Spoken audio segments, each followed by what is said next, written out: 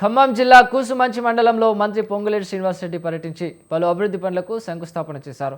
ఈ సందర్భంగా ఆయన మాట్లాడుతూ గిరిజనులు ఎల్లప్పుడూ ఇందిరమ్మ ప్రభుత్వాన్ని దీనిస్తారని పేర్కొన్నారు. గత 10 ఏళ్ల బీఆర్ఎస్ పాలనలో ఇవ్వని రేషన్ కార్డులను తమ ప్రజాప్రభుత్వం అందించిందని తెలిపారు. గతంలో ఇల్లు ఇవ్వకపోతే ఇందిరమ్మ రాజ్యంలో మొదటి విడతలో 4.5 లక్షల ఇల్లు ఇచ్చామని, వారం రోజుల్లో రెండో విడత ఇందిరమ్మ ఇళ్లను కూడా ప్రారంభిస్తామని వెల్లడించారు.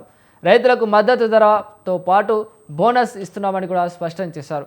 పర్యటనలో భాగంగా లింగారం తండాలో మంత్రి స్వయంగా అరకపట్టి పొలాన్ని దున్ని అందరినీ ఆకట్టుకున్నారు.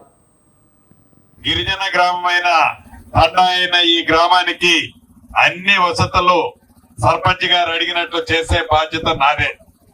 అంతేకాదు, మీ దీవెనలతో వచ్చిన మన ప్రభుత్వం ఈ 2.5 సంవత్సరాల్లో 200 యూనిట్ల ఉచిత కరెంటు పేదింటి ఆడబిడ్డకి ఇచ్చాం. సన్న బియ్యాన్ని పెద్దోళ్ళు తినే సన్న బియ్యం నా పేదింటి ఆడబిడ్డ తినాలని సన్న బియ్యాన్ని ఇచ్చాం.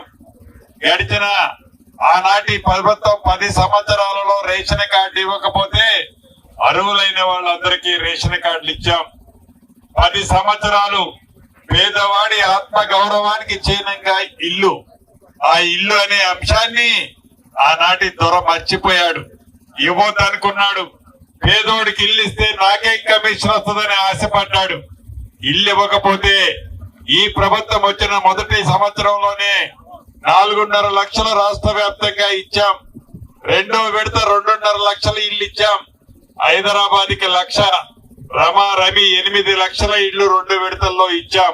గిరిజన గ్రామమైన తండా అయిన ఈ గ్రామానికి